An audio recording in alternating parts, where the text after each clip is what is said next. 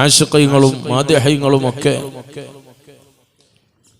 പരിശുദ്ധമായ ബുർദക്ക് വേണ്ടി അവർ നടത്തിയ ഖിദ്മകൾ, വിശുദ്ധ ഖുർആൻ കഴിഞ്ഞാൽ, വിശുദ്ധ ഹദീസ് കഴിഞ്ഞാൽ മഹാന്മാര് ഏറ്റവും അധികം ഖിദ്മ ചെയ്ത ഗ്രന്ഥങ്ങളിൽപ്പെട്ട ഒന്നായിരിക്കും ഖസീദത്തുൽ ബുർദ, യാതൊരു സംശയവുമില്ല.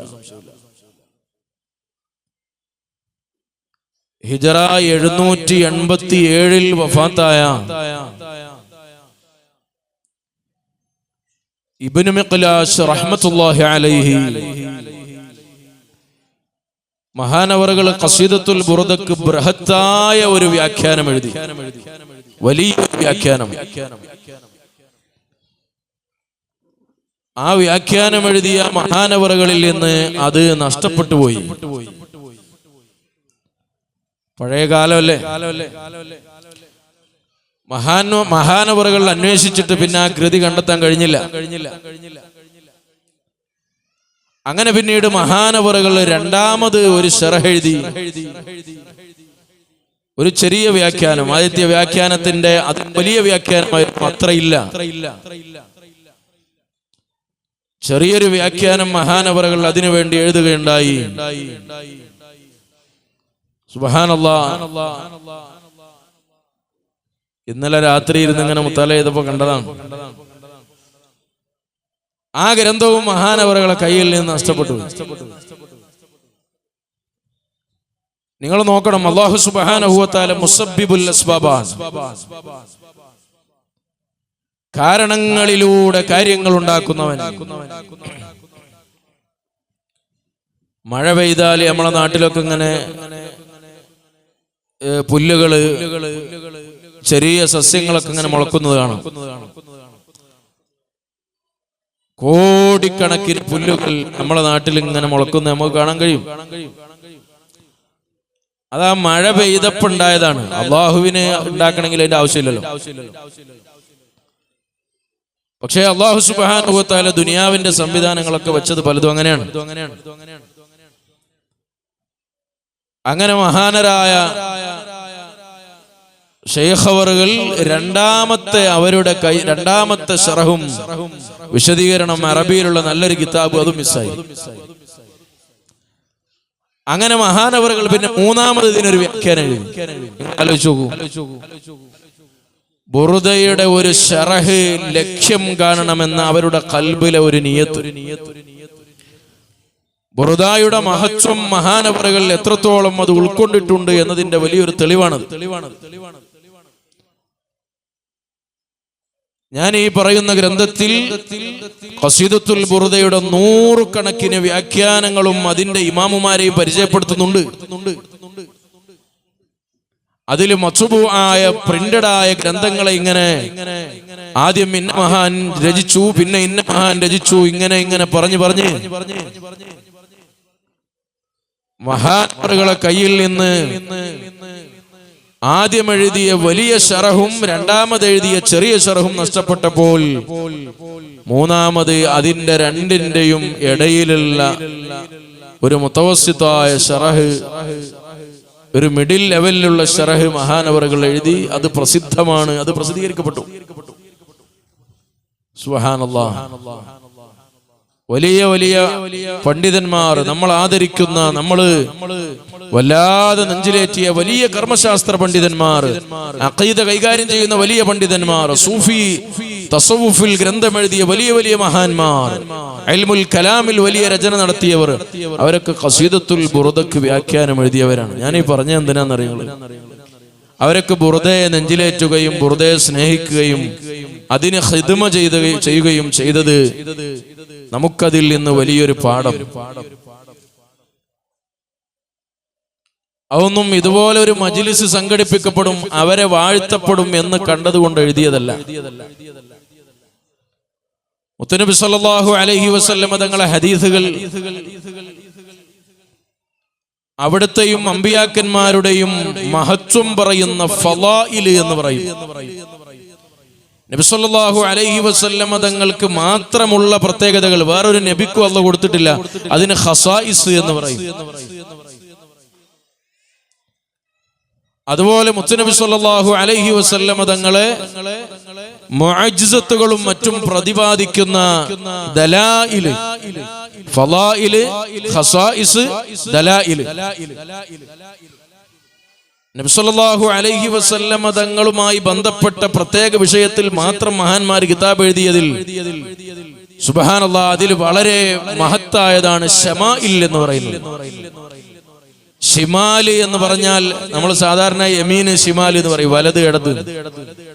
ഷിമാലി എന്ന് പറഞ്ഞാൽ അതിന്റെ ഒരു അർത്ഥം പ്രകൃതി എന്നാണ്. നബി സല്ലല്ലാഹു അതിന്റെ ബഹുവചനമാണ് ശമാഇൽ. അതായത് നബി സല്ലല്ലാഹു അലൈഹി വസല്ലം തങ്ങളെ അൽ അഖ്ലാഖ് വത്വബാഇഅ, നബി സല്ലല്ലാഹു അലൈഹി വസല്ലം തങ്ങളുടെ സ്വഭാവങ്ങളും അവിടുത്തെ പ്രകൃതികളും അവിടുത്തെ സ്വഭാവ വിശേഷണങ്ങൾ പറയുന്ന ഗ്രന്ഥമാണ്. അതിനാണ് ശമാഇൽ എന്ന് പറയാം. മഹാന്മാരൊക്കെ ശമായില് എന്ന് പറയുന്ന ഒരു ഗ്രന്ഥം എഴുതി.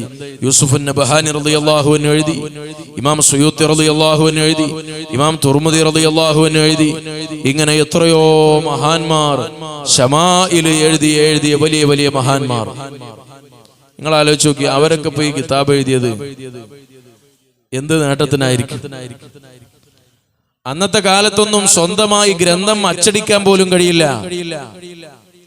ഞാൻ പറയുന്നത്, നമ്മൾ മജ്ലിസിൽ വരുന്നു, മുത്തുനബി സല്ലല്ലാഹു അലൈഹി വസല്ലം തങ്ങളെ പേരിൽ നമ്മൾ സ്വലാത്ത് ചൊല്ലുന്നു, അവിടുത്തെ സ്നേഹിക്കുന്നു. അവിടത്തേക്ക് വേണ്ടി നമുക്ക് എന്ത് ചെയ്യാൻ കഴിഞ്ഞു? നമ്മൾ സ്വന്തം ആലോചിക്കുക. നബി സല്ലല്ലാഹു അലൈഹി വസല്ലം തങ്ങളുടെ അവിടത്തോടുള്ള മഹബ്ബത്ത് കൊണ്ട് നമ്മൾ എന്ത് ചെയ്തു? ബുസ്രി ഇമാം റളിയല്ലാഹു അൻഹുവിനെ, സൈനുദ്ദീൻ മഖ്ദൂം റളിയല്ലാഹു അൻഹുവിനെ പോലെയുള്ള വലിയ മഹാന്മാർ എഴുതി വെച്ച ഗ്രന്ഥങ്ങളൊക്കെ നമ്മൾ എടുത്തു ഓതുന്നു, പാരായണം ചെയ്യുന്നു. അതൊരു വലിയ കാര്യം തന്നെയാണ്, അത് ചെറുതല്ല. അതിനെ നിഷേധിക്കുന്ന വിഭാഗത്തിൽ അല്ലാഹു നമ്മളെ പെടുത്തില്ലല്ലോ. അത് പാരായണം ചെയ്യുന്ന, അത് പരിപോഷിപ്പിക്കുന്ന, അതിനെ സപ്പോർട്ട് ചെയ്യുന്ന ഒരു വിഭാഗത്തിൽ അല്ലാഹു തആല നമ്മളെയും നമ്മൾ അഹ്ലുകാരെയും പെടുത്തിയല്ലോ. അൽഹംദുലില്ലാഹ്, അൽഹംദുലില്ലാഹ്. ശമാഇൽ എന്ന നബി സല്ലല്ലാഹു അലൈഹി വസല്ലം തങ്ങളെ സ്വഭാവ ഗുണങ്ങൾ, സുബ്ഹാനല്ലാഹ്, അതിന്റെ ഒരു ഭാഗമാണ് അവിടുത്തെ ആകാര ഭംഗി. നബി സല്ലല്ലാഹു അലൈഹി വസല്ലം തങ്ങളെ ഭംഗി, അവിടുത്തെ കണ്ണെങ്ങനെയായിരുന്നു, മൂക്കെങ്ങനെയായിരുന്നു, മുടി എങ്ങനെയായിരുന്നു, നടത്തെങ്ങനെയായിരുന്നു, സംസാരം എങ്ങനെയായിരുന്നു, ഇത് പറയുന്നത്. അത് നമ്മൾ പഠിച്ചിട്ടിപ്പോ നമുക്ക് എന്താ കാര്യം? എന്തായാലും നമുക്ക് ഫോളോ ചെയ്യാൻ കഴിയില്ലല്ലോ. നിങ്ങൾ ആലോചിച്ചു, നബി സല്ലല്ലാഹു അലൈഹി വസല്ലം തങ്ങളെ കണ്ണെങ്ങനെയായിരുന്നു, നമുക്ക് എന്താ കാട്ടാൻ കഴിയും? നമ്മളെ കണ്ണ് അങ്ങനെ ആവാൻ ഇല്ലല്ലോ. മഹാന്മാര് പിന്നെ എന്തിനാ അത് എഴുതിയത്? നമ്മൾ എന്തിനാ അത് വായിക്കുന്നത്? മുതഅല്ലിമീങ്ങൾ എന്തിനാ അത് പഠിക്കുന്നത്? യൂസുഫ് നബഹാനി റളിയല്ലാഹു അൻഹു തന്റെ വസായിൽ എന്ന് പറയുന്ന ശമാഇൽ ഗ്രന്ഥത്തിൽ മഹാനവറുകൾ അതിന്റെ 5-6 കാരണങ്ങൾ പറഞ്ഞിട്ടുണ്ട്. എന്തിനാ പിന്നെ അത് എഴുതിയത്? ഒന്ന്,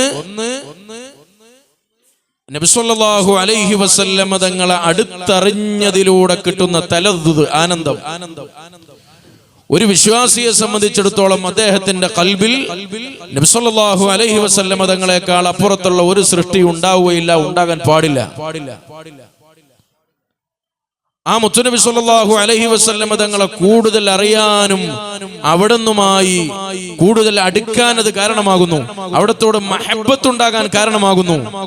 ഇങ്ങനെ പല കാരണങ്ങളും മഹാനവറുകൾ പറഞ്ഞതിൽ ഒന്നാമതായി പറഞ്ഞത് അത്തലദ്ദുദു ബിഹി സല്ലല്ലാഹു അലൈഹി വസല്ലം, നമ്മുടെ ഖൽബിന് ലഭിക്കുന്ന ആനന്ദമാണ്. നേരെ മറിച്ച് നബി സല്ലല്ലാഹു അലൈഹി വസല്ലം തങ്ങളെ ശമാഇലിൽ പെട്ടതാണ് അവിടുത്തെ ദിനചര്യ. സുബ്ഹാനല്ലാഹ്, ധാരാളം ഹദീസുകൾ സ്വഭാവ ഗുണങ്ങൾ മാത്രം ക്രോഡീകരിച്ച ശമാഇൽ, സുയൂത്തി ഇമാം റളിയല്ലാഹു അൻഹുവിന്റെ ശമാഇൽ, മഹാനവറുകളെ ശമാഇലിന്റെ ഒരു പ്രത്യേകത, അതിലുള്ള എല്ലാ ഹദീസുകളും തുടങ്ങുന്നത് ഖാന എന്ന് പറഞ്ഞിട്ടാണ്. അതിലുള്ള മുഴുവൻ ഹദീസുകളും ആ മഹാന്റെ കയ്യിൽ അപ്പത്ര ഹദീസുകൾ ഉണ്ടാവും. ഒരേ വിഷയത്തിൽ മഹാനവറുകൾ കൊണ്ടുവന്ന 100 കണക്കിന് ഹദീസുകൾ, ആ ഹദീസുകൾ മുഴുവൻ തുടങ്ങുന്നത് കാന എന്ന പദം കൊണ്ടാണ്. സുബ്ഹാനല്ലാഹ്, അത്ഭുതമാണത്.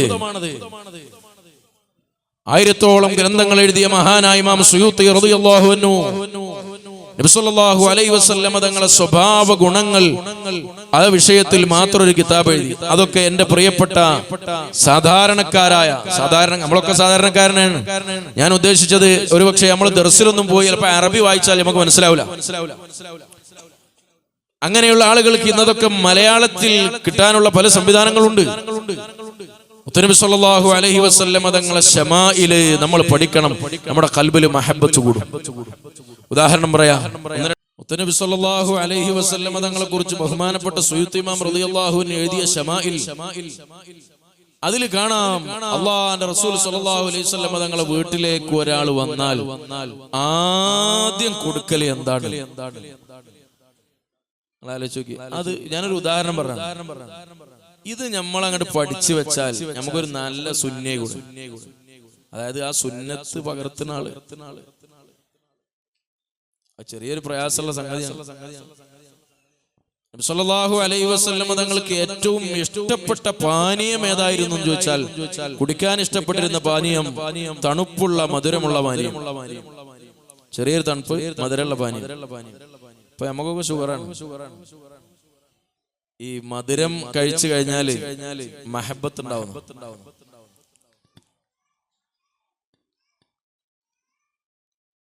അപ്പോ നബി സല്ലല്ലാഹു അലൈഹി വസല്ലം തങ്ങൾ അവിടത്തേക്ക് ഇഷ്ടപ്പെട്ട പാനീയം മധുരമുള്ള നേരിയ തണുപ്പുള്ള, ഓവർ ചൂടും ഓവർ തണുപ്പും അവിടെ നിന്ന് ഇഷ്ടപ്പെട്ടിരുന്നില്ല. ഇതാണ് ഇപ്പൊ ശമായില് എന്ന് പറഞ്ഞാൽ എന്താ നിങ്ങൾക്ക് മനസ്സിലായിണ്ടോ? നബി സല്ലല്ലാഹു അലൈഹി വസല്ലം തങ്ങളുടെ സ്വഭാവ ഗുണം. അവിടുത്തെ വീട്ടിലേക്ക് ആരെങ്കിലും വന്നാൽ ആദ്യം കൊടുക്കല് സംസം വെള്ളമാണ്. അവർക്ക് ഭക്ഷണം വേണമെങ്കിൽ പിന്നെ കൊടുക്കാം. നബി സല്ലല്ലാഹു അലൈഹി വസല്ലം തങ്ങളുടെ വീട്ടിലേക്ക് ആരെങ്കിലും വന്നാൽ ആദ്യം കൊടുക്കുന്ന വെള്ളം സംസം വെള്ളമാണ്. സംസം വെള്ളവും കാരക്കും അങ്ങനെ എടുത്തു വെച്ച് കൊടുത്താൽ, ഒരു മുഅ്മിനിനെ സംബന്ധിച്ചിടത്തോളം നമ്മളെ വീട്ടിലേക്ക് കടന്നു വന്ന ഒരു മുഅ്മിനാണെങ്കിൽ അവരെ സംബന്ധിച്ചിടത്തോളം അത്ര വലിയൊരു സൽക്കാരം. നമ്മൾ വേറെ ഭക്ഷണം കൊടുക്കുന്നതും വേറെ വെള്ളം കൊടുക്കുന്നതും ഇതങ്ങോട്ട് കൊടുത്തിട്ട് ഇത് സംസം വെള്ളമാണ് കേട്ടോ, ഇത് മദീനത്തെ കാരക്കയാണെന്ന് പറഞ്ഞാൽ അയാളെ സംബന്ധിച്ചിടത്തോളം, ഒരു മുഅ്മിനെ സംബന്ധിച്ചിടത്തോളം അതിലേറെ വലിയ സന്തോഷമുള്ള വേറെ സംഗതി ഉണ്ടാവില്ല. അപ്പൊ നമ്മളെ വീട്ടിലുണ്ടെങ്കിലേ കൊടുക്കാൻ കഴിയുള്ളൂ. ഞാൻ പറഞ്ഞതിന്റെ ചുരുക്കം, ഇത് നമ്മൾ പഠിക്കണം. ഇങ്ങനെ ഇമാം സുയൂത്തി റളിയല്ലാഹു അൻഹു എഴുതിയ ഗ്രന്ഥം, ഇമാം തുർമുദി റളിയല്ലാഹു അൻഹു എഴുതിയ ഗ്രന്ഥം, അങ്ങനെ ധാരാളം മഹാന്മാർ ഈ വിഷയത്തിൽ കിതാബ് എഴുതി.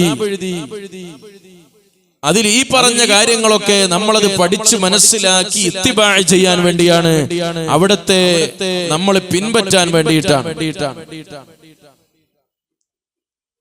അല്ലാഹു സുബ്ഹാനഹു വ തആല നമുക്ക് തൗഫീഖ് നൽകുമാറാവട്ടെ. നമ്മളിൽ നിന്ന് മരണപ്പെട്ടു പോയ എല്ലാവരുടെയും ഖബറിലേക്ക് അല്ലാഹു സുബ്ഹാനഹു വ തആല ഈ മജ്ലിസിന്റെ സവാബ് എത്തിച്ചു കൊടുക്കുമാറാവട്ടെ. എല്ലാ കാര്യങ്ങളും ഉണ്ട്. നബി സല്ലല്ലാഹു അലൈഹി വസല്ലം തങ്ങളുടെ സംസാരം എങ്ങനെയായിരുന്നു? മുത്തനബി സല്ലല്ലാഹു അലൈഹി വസല്ലം തങ്ങൾ കിടക്കൽ എങ്ങനെയായിരുന്നു? നമ്മളെങ്ങനെ കിടക്കല്? അമ്മങ്ങനെ കൊടുത്തിട്ടുണ്ടല്ലോ.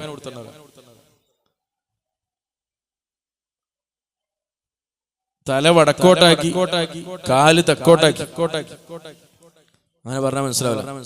അതായത് നിസ്കരിക്കുന്ന ഭാഗത്തേക്ക് തിരിഞ്ഞു കിടക്കുക, നമ്മളെ വലത് ഭാഗം അടിയിലാക്കുക. അപ്പൊ ഞാൻ പറഞ്ഞ പോലത്തെ വരുള്ളൂ. അപ്പൊ നമ്മൾ ഇങ്ങോട്ടാണ് നിസ്കരിച്ചതെങ്കിൽ ഇങ്ങനെ കിടക്കുക, വീതിയിൽ കിടക്കുക.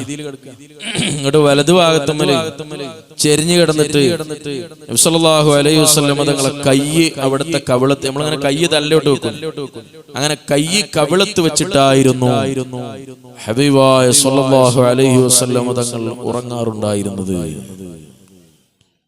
തല അല്പം മുന്നോട്ട് ചാഞ്ഞിട്ടായിരുന്നു അവിടുത്തെ നടത്തമുണ്ടായിരുന്നത്. ഒരാളോട് സംസാരിക്കുന്ന സമയത്ത് വാക്കുകൾ വേർതിരിച്ച് സംസാരിക്കുന്ന സ്വഭാവമായിരുന്നു. ചിലവര് പറഞ്ഞത് എന്താന്ന് തിരിയില്ല, ചിലവര് പറഞ്ഞങ്ങോട്ട് ഉണ്ടാവൂല അല്ലേ. എന്നാൽ അതിലൊക്കെ ഒരു മിതത്വമുള്ള സ്വഭാവമായിരുന്നു പുന്നാര നബി സല്ലല്ലാഹു അലൈഹി വസല്ലം. സല്ലല്ലാഹു അലൈക യാ സയ്യിദനാ യാ റസൂലല്ലാഹ്. അതുകൊണ്ട് നമ്മളെ ഖൽബിൽ മഹബ്ബത്ത് ഉണ്ടാവാനും നല്ല സുന്നിയാവാനും, അതിങ്ങനെ വായിക്കുന്ന സമയത്ത് നമുക്ക് അതിൽ ഫോളോ ചെയ്യാൻ പറ്റുന്ന ഒരുപാട്, ഏകദേശം ഒക്കെ അങ്ങനെ ആയിരിക്കും. വളരെ ലളിതമായ ചെറിയ, പ്രത്യേകിച്ച് ഞാൻ ഈ പറഞ്ഞ സുയൂത്തി ഇമാം റളിയല്ലാഹു അൻഹുവിന്റെ ശമായിലൊക്കെ നമ്മൾ പഠിക്കുമ്പോൾ, നമ്മൾ വായിക്കുമ്പോൾ അത് വളരെ ചെറുതാണ്, നമുക്കത് ഫോളോ ചെയ്യാൻ പറ്റുന്ന കാര്യങ്ങൾ. ഇപ്പൊ നബി സല്ലല്ലാഹു അലൈഹി വസല്ലം തങ്ങൾക്ക് ഇഷ്ടപ്പെട്ട കൂട്ടാൻ ഏതായിരുന്നു? കൂട്ടാൻ മനസ്സിലായി? ഇപ്പൊ നമ്മള് ചോർക്ക് അച്ചാർ കൂട്ടില്ലേ, അതേമാതിരി കൂട്ടാൻ. ഒരു ദിവസം നബി സല്ലല്ലാഹു അലൈഹി വസല്ലം തങ്ങളെ വീട്ടില് നബിയോടെ പോയി വന്നതാണ്. വന്ന് നോക്കുമ്പോ ഭാര്യയോട് ചോദിച്ചു, ഇവിടെ എന്താ ഉള്ളത്? അപ്പൊ ഉള്ളത് എടുത്തുകൊടുത്ത്, ഉണങ്ങിയ റൊട്ടി, എന്നിട്ട് കുറച്ച് സുർക്കി. അപ്പൊ നബി സല്ലല്ലാഹു അലൈഹി വസല്ലം തങ്ങൾ പറഞ്ഞൊരു വർത്താനുണ്ട്, നിഅമൽ ഇദാമു അൽ ഖല്ലു. സുർക്ക ഒരു സംഭവട്ടോ. നിങ്ങളെ ഞമ്മക്കാണെങ്കിലോ കൊണ്ടുവന്ന് കൊയങ്ങി വരുന്നൊരു സമയത്ത് ആ ഒരു രംഗങ്ങൾ ആലോചിച്ചു. നബി സല്ലല്ലാഹു അലൈഹി വസല്ലം തങ്ങൾ അവരെ പ്രോത്സാഹിപ്പിക്കുകയാണ്. ഒന്നും പറഞ്ഞില്ല. നിഅമൽ ഇദാമു അൽ ഖല്ലു. നബി സല്ലല്ലാഹു അലൈഹി വസല്ലം തങ്ങൾക്ക് ഏറ്റവും ഇഷ്ടപ്പെട്ട കൂട്ടാൻ അത് സുർക്കയായിരുന്നു.